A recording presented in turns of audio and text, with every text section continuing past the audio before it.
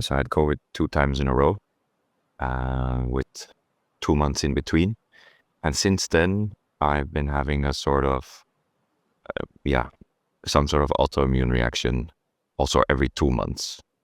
Yeah, it was really intense, the reactions. It basically felt like my body is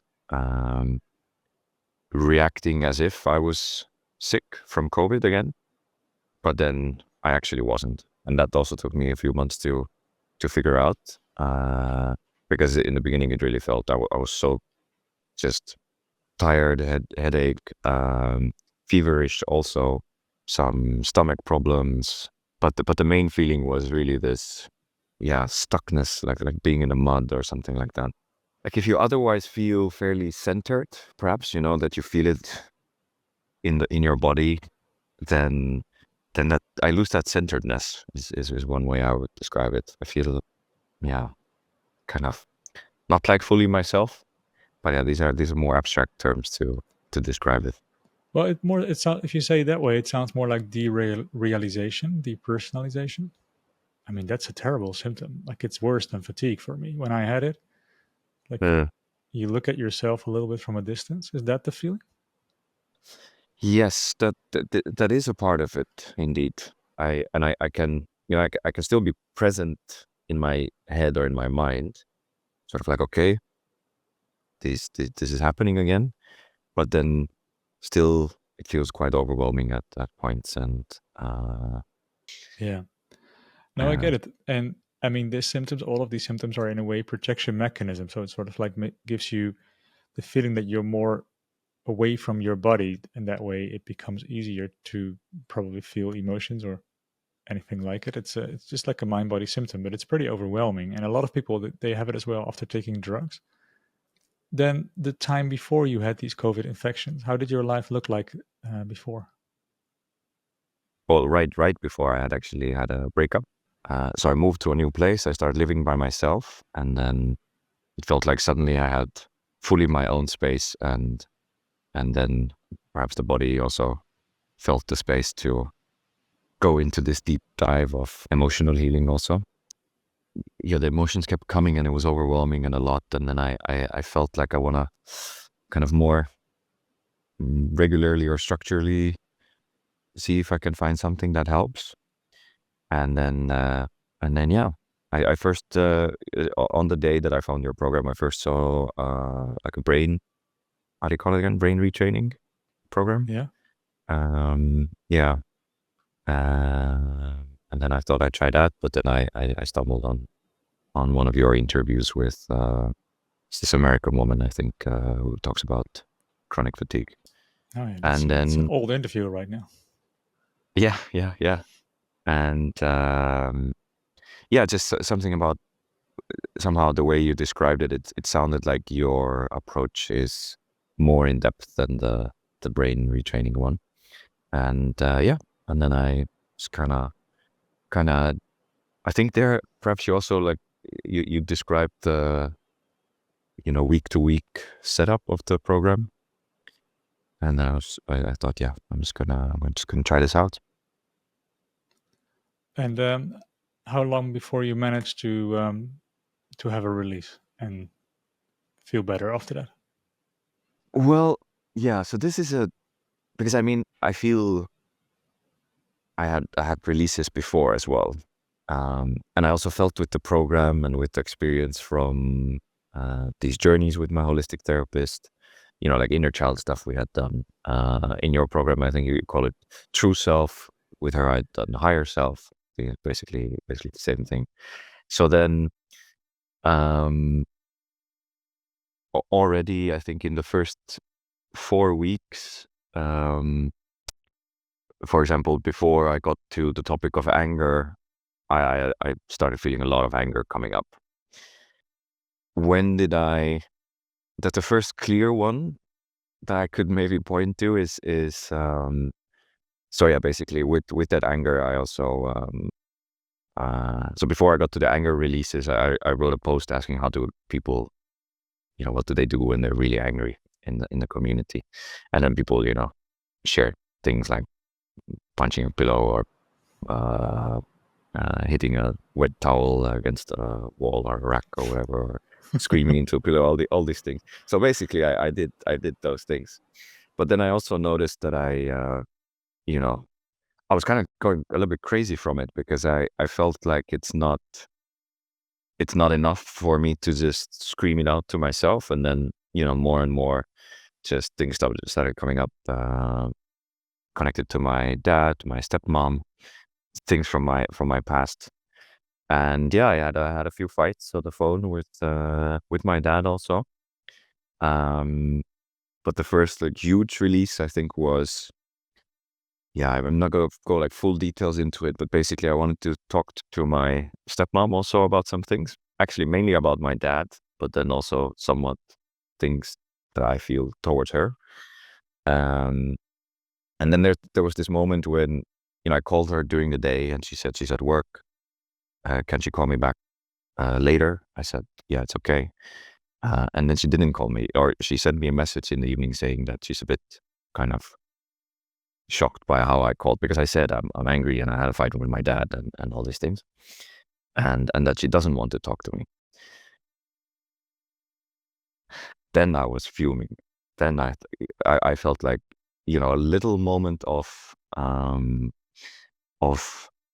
discomfort basically, and already she's kind of shutting the door on me.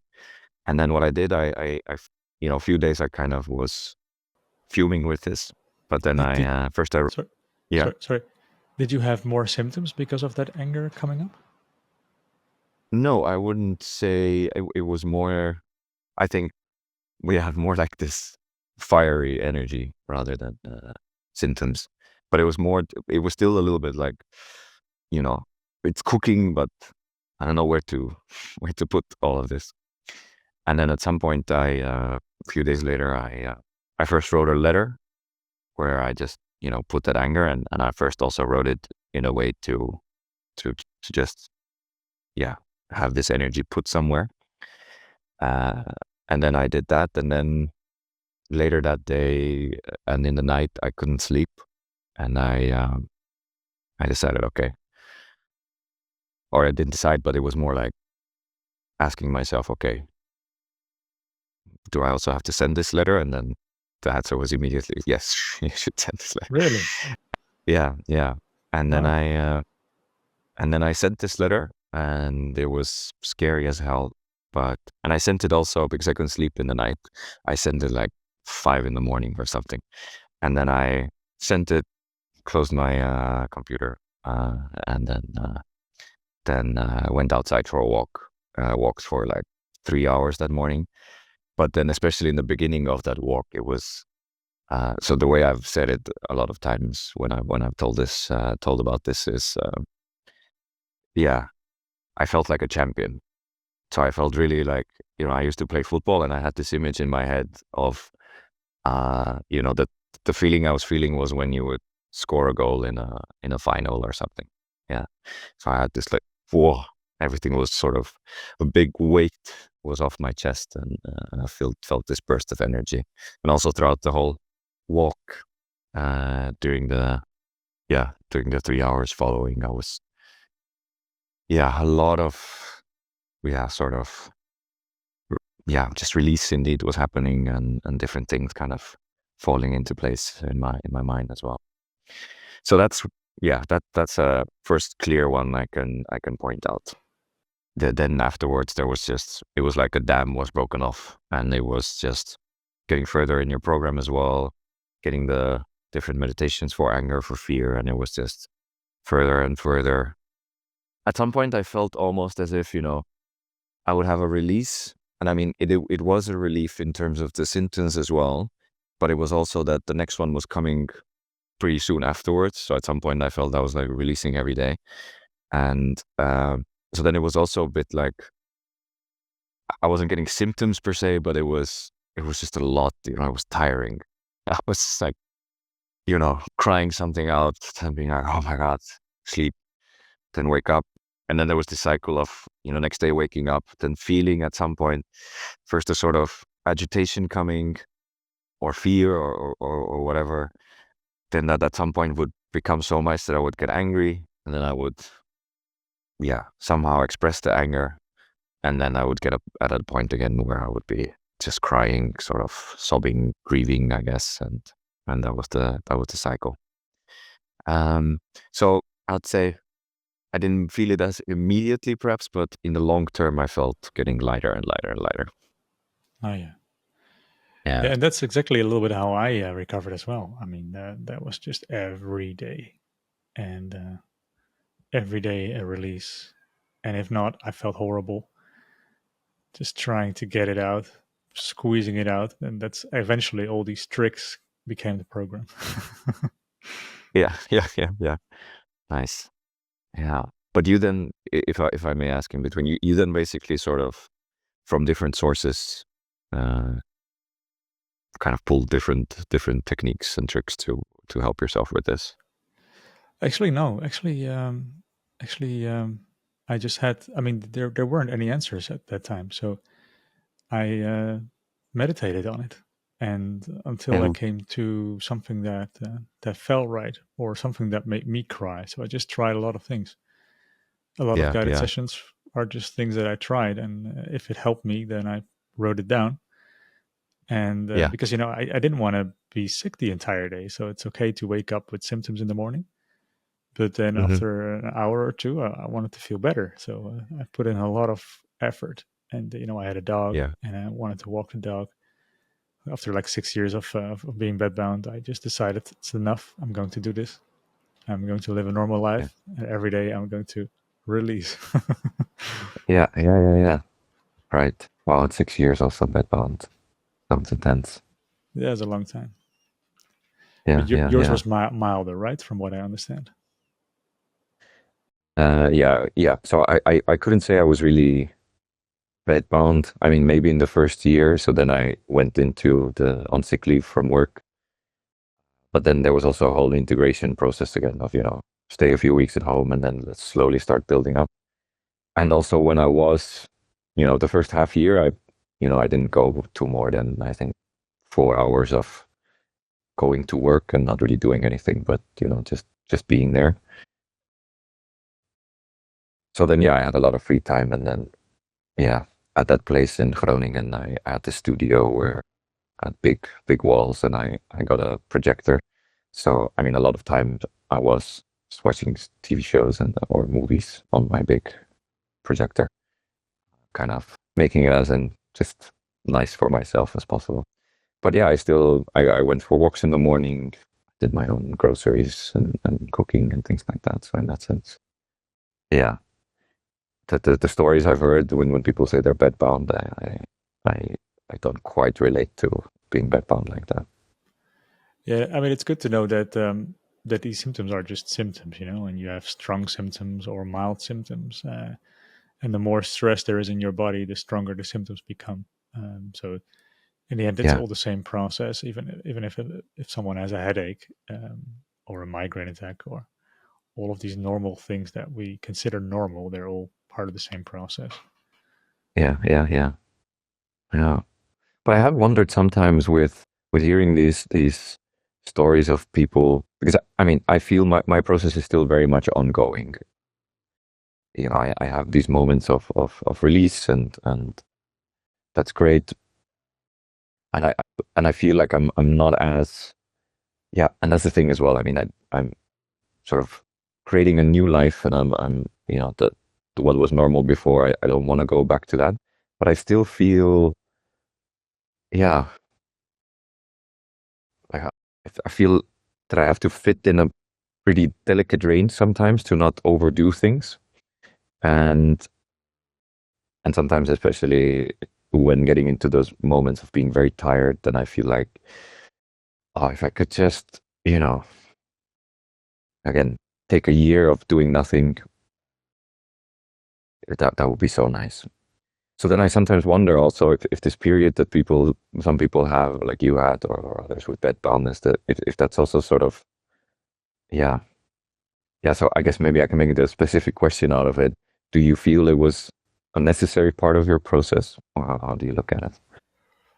Well, I mean, for me, I had a huge buildup of emotions, So that was a Hmm. bit more intense because I learned to suppress my emotions from a very young child on. So I never really felt, we were basically Yeah. raised as psychopaths in our society, especially in the Hmm. school. And yeah, so I felt nothing. So everything I had to process later. Therefore, the buildup was just very strong. Yeah. Yeah. Yeah. Yeah. No, fair. Yeah. Yeah. And I do feel like I had, been meditating for a while and done therapy earlier as well, that I've sort of been halfway in this process anyway. And sometimes that's also been difficult in these past 2, 3 years because I feel like sort of like, hey, what the hell? But I was doing a lot of this stuff before also. Why did I have to like have this moment of crashing so hard as well? But Yeah. then, So sorry yeah, if I can react on that. It's yeah, I had the same thing, like still functioned, but not extremely well, and there were still things that made me crash. But I hmm, noticed that every time I crashed, I was of course really reacting to that, and it didn't feel nice. But it always hmm, became about just trying to see what was triggered. If something came up from the muscles, or something just came up because I was triggered with something, and then just cry. And that's how I kept expanding my comfort zone. Like hmm, there were a lot hmm, of things that, like climbing a mountain, and all these things that were way outside of my comfort zone, and I couldn't do it. So I just do it a little bit, and then come home and I got symptoms, and then it was about crying. And then slowly by yeah, slowly, you expand until it becomes normal to climb the entire mountain 3 times a day. I mean, I never did that, but that could theoretically happen.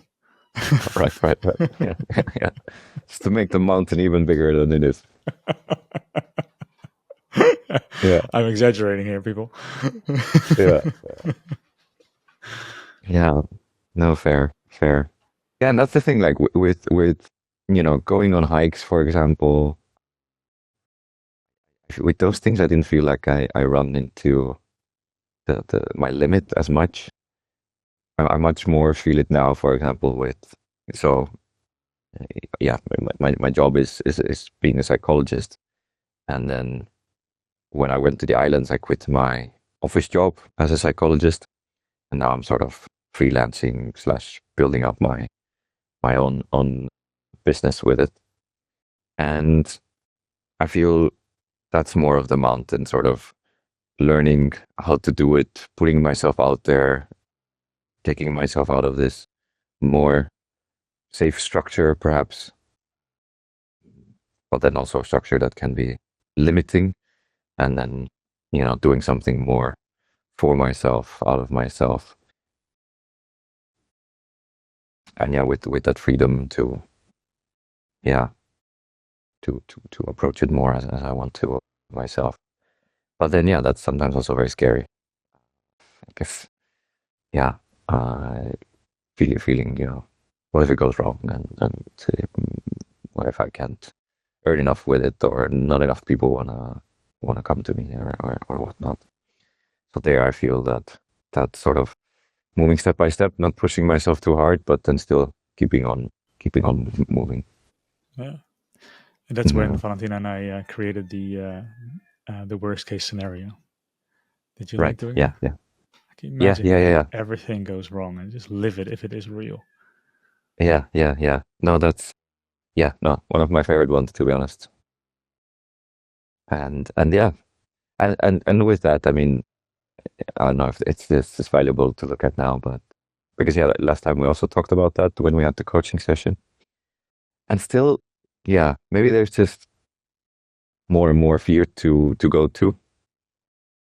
But yeah, I just the feeling I keep having with it is that I do the worst case scenario, and when I do it, then I'm like, yeah, everything goes to shit. So what? But then yeah, there's still many moments where it sort of the fear keeps building up and being overwhelming. So you don't cry with the worst case scenario and release the fear. Mm, hmm. No, recently I haven't. I would say I've cried recently with the EMDR fear release. Yeah. Yeah, If you do the worst Yeah. case scenario and you get sort of like this thing that it all doesn't matter, then it's sort of like a shutdown. Like it's Yeah. maybe too Yeah. Yeah. intense, Yeah. or maybe you're not ready. Maybe I don't know. But the idea is to Yeah. make you Yeah. cry, and then the fear is gone, and then you know all the Okay. possible scenarios that could happen and could go wrong in the future. They're like, Hmm. okay, could happen, but then you have that place that it doesn't matter anymore. Yeah. Yeah. Yeah. Yeah. More felt through. Right. Hey, and your entire experience so far, and but also you're a psychologist, so Hmm. what what did this period of your life teach you, and how can you help others with it? Yeah. I mean, just listening to the heart, to the feelings more and more, and yeah, more techniques to go to that is the short answer. Yeah, it's also hard because I mean, as a psychologist as well, where I worked at my first job, it was also a lot about that sort of like, yeah, yeah, everyone says do cognitive behavioral therapy, but actually, what we want to go to is the feelings, and it's just expanded really, and I think an important one is the element of trust, faith. So I was a few months ago in at the end of no in September I was sick. I was virus sick. This wasn't symptoms. And otherwise, when I've been sick like that, then I definitely get that feeling of, okay, I just want this to pass. Just, let's get through this. But then that time during one of the days when the fever was really high, like nearing 40 degrees, and it was almost like I was a bit, you know, not depersonalization, but I was very like down Delirious. and also almost delirious. Yeah, yeah. I used that word also to a friend, but not like fully. But then I was I was looking out of the window, and there were some trees, and then it was sort of like I was looking at the trees, but then also felt like looking at the universe, and just sort of being half dying feeling wise, and looking outside, and then just from somewhere the question started coming of what do I need to do? Tell me, universe, what do I need to do? And then, from somewhere inside again, the answer is just embrace the sickness. And then these sorts of things are, on some level you describe them, it's sort of like, what the fuck? But then feeling wise, it was such a, okay, it's it's okay. Just letting it in, just embracing it. And that on a deeper and deeper level with, yeah, I guess with everything, mm, you know, the resistance I feel, the fear I feel, the anger I feel. Yeah. Yeah, it's I recently read a book about a woman who was so severely weak that she couldn't get sick anymore, and that's how she died, because she would have needed Right. to get a fever, to fight off I don't Yeah. know what it was, a bacteria or something. It's actually a huge sign of strength that your body can produce a fever.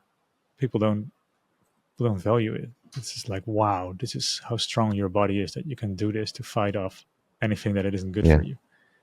Yeah. It's something I haven't been sick now for 4 years. I had some symptoms in the meantime, but not like a viral infection or a fever or anything like that. And I'm hoping to become sick again because Right. it's good for me. Yeah. Yeah. Yeah. Right. Interesting. Yeah. Yeah. 'Cause, yeah, no, otherwise, because that's exactly how I've been feeling now with that moment especially. But yeah, I feel like I'm sort of becoming friends with being sick also, and also with the fever. Exactly what you said. When I had that high fever, and people were like, "Oh, take a medicine." I was like, "No, I need the fever." Yeah, yeah, it's there to help. Yeah, But then, of course, when it gets too high, then it's good to be careful. So I did Google what's too high, and then I was like, okay, this is my upper limit. If it gets that high, I'll take a medicine. But until then, I'm just gonna let it be. Yeah. Yeah, Well, thank you so much, Dan. And yeah. before we Thank finish, you. is there anything else that you would like to share? That's something that we have forgotten.